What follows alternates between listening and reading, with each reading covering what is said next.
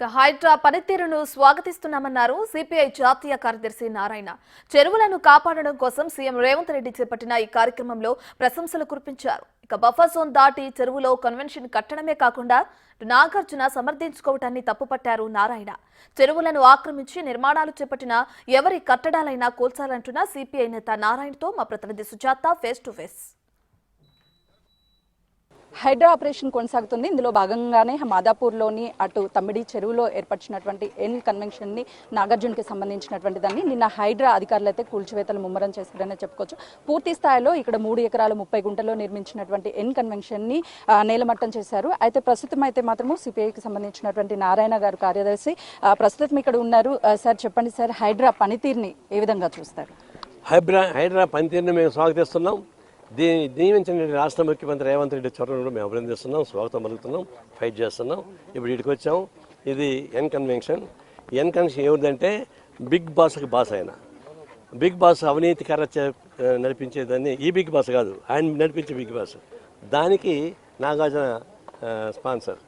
ఇట్లాంటి 10 పడగొట్టినా కూడా big boss వచ్చి సరిపోతుంది. ఆయనకి ఎందుకు అంత కక్కిరిస్తూ ఉండాలా? అంత ఫేమస్ యాక్టరు, వాళ్ళ నాన్న ఫేమస్ యాక్టరు, చాలా ఆదర్శవంతుడు, మంచివాళ్ళు. ఆయన బిగ్ బాస్లు చేయడం ద్వారా అవినీతిని ప్రోత్సహిస్తున్నాడు. అటువంటి వాళ్ళు ఇంకా అవినీతి ప్రభుత్వం భూమిని, చెరువు భూమిని ఆక్రమించాడు. మామూలుగా ఎఫ్టీఎల్ లోపల కట్టకూడదు.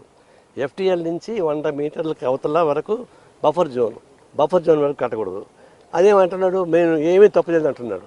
అంటే సినిమాలో డైలాగ్ సరిపోద్ది. 10 మందిని రేపు చేసి కూడా నేను ప్రతి అవుతానంటే నమ్మిపోతారు జనం. ఒకడే 100 మంది కొడుతుంటే జనం ఆనందంగా చూస్తుంటారు. సినిమా అది. ఇప్పుడు చెరువు కాడే ఉన్నాం కదా, నేను చెరువు చూశాను కదా. ఇప్పుడు బాగడతో చెరువు ఉంది అంటే ఎఫ్టీఎల్ ఇది. ఆ తర్వాత ఏమైనా వస్తే ఇంకా ముందుకు పోతే బఫర్ జోన్ వస్తుంది. మరి ఇక్కడే మనం కట్టారు కదా. రోజుకు 50-60 లక్షల రూపాయలు డబ్బులు వసూలు చేస్తుంటే ఫంక్షన్ ఇచ్చి. ఎవరు అబ్బు సొత్తు అది? నీ అబ్బు సొత్తా? ప్రజల సొత్తు. ఇది కోర్టులో అడ్డం పెట్టుకొని చేస్తున్నాడు. అంతమంది టీఆర్ఎస్ వాళ్ళు దీన్ని కూలగొడతామని చెప్పారు. కూలగొడతాం చెట్టుకు వచ్చారు, మచ్చడు మళ్ళీ మాయమైపోయారు. అదేం జరిగిందో మనకు తెలియదు. అది కొనసాగుతుంది. కానీ ఇప్పుడు రేవంత్ రెడ్డి ఒకటే కాదు, ఎక్కడైతే కుంటలు చెరువులు ఆక్రమించారో వాటన్నింటినీ పరిశీలిస్తున్నాడు. దానిలో భాగంగా ఇక్కడ ఫైట్ చేస్తున్నాడు. మల్లారెడ్డి ఒకటి ఉంది, తర్వాత పల్లా రాజేష్ రెడ్డిది ఒకటి ఉంది, ఇంకా చాలా ఉన్నాయి. ఇట్లాంటివి ఏంటంటే ఎఫ్టీఎల్, బఫర్ జోన్, ఈ రెండింటికి మించి అవతల కట్టుకుంటే రోజులకి పోనక్కల్లా. ఈ లోపల ఉంటే మాత్రం వాడు ఎంత పెద్దోడైనా, ఎంత ధనవంతుడైనా దాన్ని కూల్చాల్సిందే నా ఉద్దేశం. అది మొత్తం మీద హైదరాబాద్ సిటీలో కూడా ఇవన్నీ యాక్షన్ తీసుకోవాల్సిందే. 2 రకాల సమస్య. ఒకటి, వికారాబాద్ నుంచి ఇప్పటికి కాలం ఉంది, ఫిరంగినాల, మూసీ నదులు ఉన్నాయి. ఇవన్నీ మేము పరిశీలించాం 10 ఏళ్ల క్రితం. అన్నీ ఆక్రమణకు గురైపోయినాయి. ఆక్రమణకు గురైనాక ఏముంది, వర్షాలు పెడితే ఏడకాడ ఎల్ల వచ్చి ఊరి మీద పడుతూ ఉంది, జామ్ అయిపోతూ ఉంది. అదొకటి నష్టం వచ్చింది. రెండవది కాలుష్యం వస్తూ ఉంది. మూడవది ఆక్సిజన్ ప్రాబ్లం వస్తూ ఉన్నాయి. ఇవన్నిటి పరిష్కారం చేయాలంటే తప్పదు. అయితే ఈ సందర్భంగా కూడా గుర్తుంచుకోవాలంటే, పేదవాళ్ళు మైతేనలు కొంతమంది ఈ ప్రభుత్వ భూముల్ని మేనేజ్ చేసి తర్వాత నోటరీ ధర సంతకం పెట్టించి నోటు ధర 4 సెంట్లు 5 సెంట్లు అమ్ముతున్నారు. దాన్ని తీసుకొని వాళ్ళు ఇల్లు కట్టుకుంటున్నారు, ఇల్లు కాపురం చేస్తున్నారు. ఇప్పుడు వాటిని కోసాన్ని ప్రయత్నిస్తున్నారు. మేము చెప్పారంటే మధ్యతరగతి దిగువ తరగతి వాళ్ళకైనా ఇట్లాంటివి కట్టుకుని ఉంటే అవి కోల్సక్కర్లా. వాళ్ళకి కావాలంటే రెగ్యులర్ చేయండి, డబ్బులు వసూలు చేయండి. ఎవరైతే అమ్మాడో వాడిని పట్టుకోండి, ఎవరు రిజిస్టర్ చేశాడో వాళ్ళని పట్టుకోండి, వాళ్ళని వసూలు చేయండి డబ్బులు. అంతేకాని మామూలు పోదని చెప్తున్నాం. ఒకవేళ ఎఫ్టీఎల్ లోపల కానీ ఏమైనా పొరపాటున కట్టుంటే ప్రత్యామ్నాయంగా ఎక్కడ ఇండ్లు ఇచ్చి వాడు ఎవరైతే అమ్మాడో వాడిని పట్టుకొని డబ్బులు వసూలు చేయండి. ఈ ఎక్కడ మార్కులు, ఈ నాగార్జున ఎంత డబ్బులు సంపాదించడం లెక్క వేయండి. ఆ డబ్బులన్నీ కక్కించాల్సిందే. ఒక బిగ్ బాస్ యాక్ట్ చేస్తూ వచ్చే డబ్బులు సరిపోద్ది దానికి. కాబట్టి ఖచ్చితంగా ఇట్లాంటి బిగ్ బాస్ అధినేతగా ఉన్నటువంటి, ఇలాంటి ఛాంపియన్గా ఉన్నటువంటి ఈ అక్కినేని నాగార్జున చర్య తీసుకోవాలి. ఆ డబ్బులు కట్టించాలి. తద్వారా ఎవరైతే ఇట్లాంటి ఇన్వాల్వ్ అయ్యారో వాళ్ళందరి డబ్బులు వసూలు చేయమని మేము కోరుతా ఉన్నాం. సార్, గత 10 సంవత్సరాల నుంచి కూడా అటు బీఆర్ఎస్ ప్రభుత్వం అనేది హయాంలో ఉంది. ఆ టైంలో కట్టినటువంటి ఈ నిర్మాణాలు అటు అధికారుల నిర్లక్ష్యం అనుకోవచ్చా, లేకపోతే నాయకులకి ఏమన్నా ముట్టడం వల్ల ఇలాంటివి కూలగొట్టకుండా చేశారనుకోవచ్చు? ఎవరిది నిర్లక్ష్యం లేదమ్మా. అది జాగ్రత్తగా వసూలు చేసుకున్న డబ్బులు కింద వాళ్ళు కింద స్థాయి, పై వాళ్ళు పై స్థాయి, ఆ పై ఇంకా 10 స్థాయి. టీఆర్ఎస్ వాడు ఏమన్నారు, మేము అధికారంలోకి వస్తే ఆందోళనని పాల్గొలుతూ ఉన్నారు, మేము అధికారంలోకి వస్తే ఆంధ్ర వ్యాపారం కట్టేస్తూ ఉన్నారు, మేము అధికారం వెనకాల కూల్చేస్తూ ఉన్నారు. మరుసటి రోజు వచ్చారు, రాత్రి మళ్ళీ మాయమైపోయారు. ఏమైంది తెలియదు. 10 ఏళ్ళు బ్రహ్మాండంగా ఆయన రోజుకు 60-70 లక్షలు వసూలు చేసుకుంటున్నాడు. కాబట్టి దీని మీద అన్నీ జరిగి ఉంటాయి. అజాగ్రత్త అనబాక, నిర్లక్ష్యం అనబాక ఉద్దేశపూర్వకంగా నేరపూరితంగా వాళ్ళందరూ దీనిలో ఇన్వాల్వ్ అయ్యారు. అంత ఇంత ముట్టాయి కాబట్టి ఆయన నడిపించుకున్నాడు. ఇప్పుడు రేవంత్ రెడ్డి వచ్చిన తర్వాత అవి చేయకూడదు, మనం జాగ్రత్త పడుతున్నాడు. భవిష్యత్తు ఏం చేస్తాడు మాకు తెలియదు. ఇప్పటికైతే చర్య తీసుకుంటున్నాడు, నేను స్వాగతిస్తున్నాను. ఇంకా అగ్రెసివ్గా యువత రాజీ పడకుండా, పక్షపాత వైఖరి లేకుండా నిష్పక్షపాతంగా వాళ్ళ మీద చర్య తీసుకుని కోరుతున్నాం.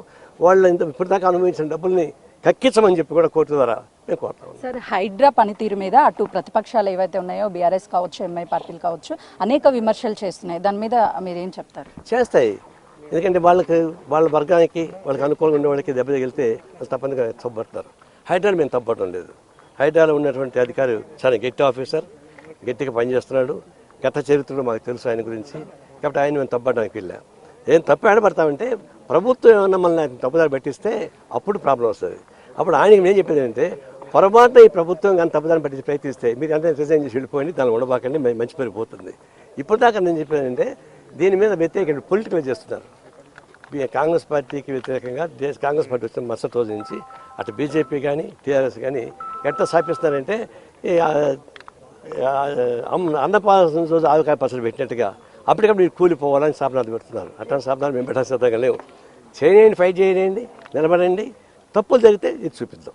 సార్, ఫైనల్లీ సార్, ఇప్పుడు స్వయాన ముఖ్యమంత్రి రేవంత్ రెడ్డి గారు చెప్పారు ఏమని, అటు స్నేహితులకి సంబంధించిన, బంధువులకి సంబంధించిన సరే, సొంత పార్టీలో ఉన్న నాయకులకి సంబంధించిన ఎవరి అయినా సరే భవనాలు కానీ నిర్మిస్తే FTL బఫర్లు కూలగొడతామని చెప్తున్నారు.